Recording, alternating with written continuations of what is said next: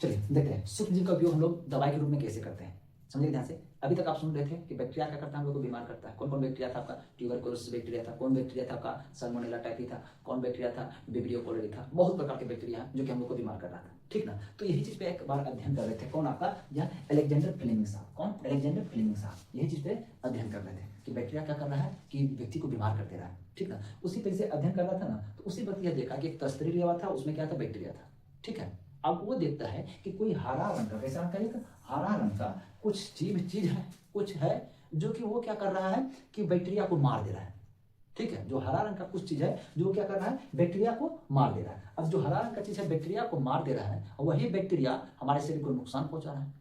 जब वो सर्च किया, पता किया कि वो हरा रंग का क्या चीज है, तो उसका नाम वो क्या रखा? फफूंद।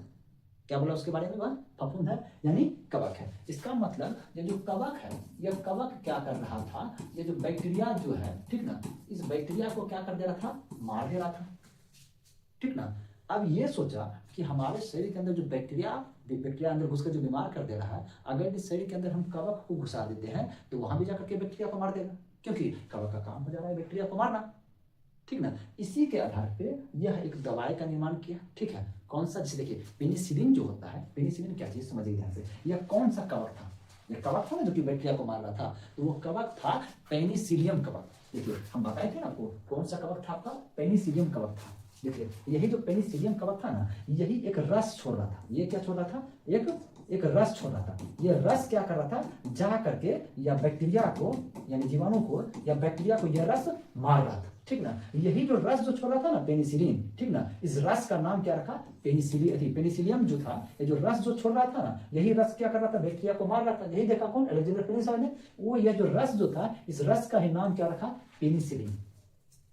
कौन? अलेक्जेंडर फ्लेमिंग साहब, ठीक ना। यही पेनिसिलिन का इस्तेमाल क्या करने लगा वो लोग? कि बैक्टीरिया को मारने के लिए करने लगा, ठीक है।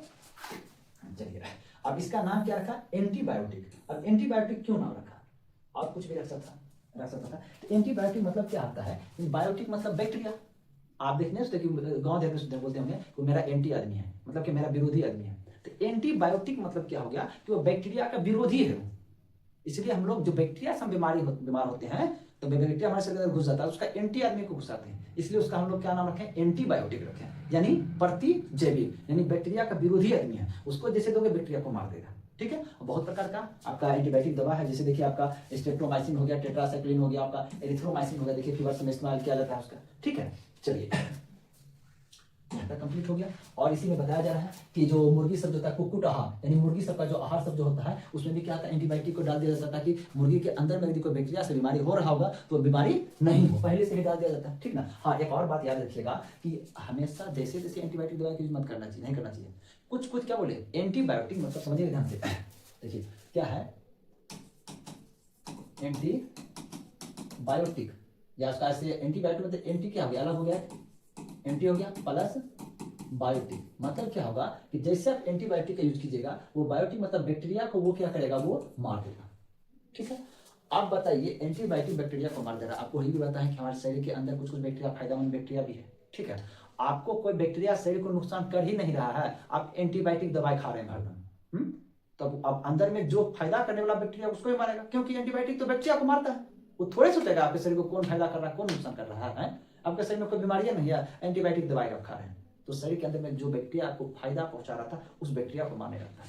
इसलिए कोई भी बीमारी हो, डॉक्टर से जांच करवा करके ही एंटीबायोटिक दवाई खाएं, ठीक है। चलिए अब ऐसा नहीं कि देखिए आपको वायरस से कोई बीमारी हो गया है, आपको पोलियो बीमारी हो गया है, ठीक है, आपको एक तरह से चेचक हो गया है, आपको एक तरह से इन्फ्लुएंजा हो गया है, वायरस से कोई बीमारी हुआ है, आप एंटीबायोटिक खाइए, कैसे होगा? तो ये बैक्टीरिया को मारने वाला दवाई है। आपको हुआ वायरस से हो तो कैसे ही मार पाएगा?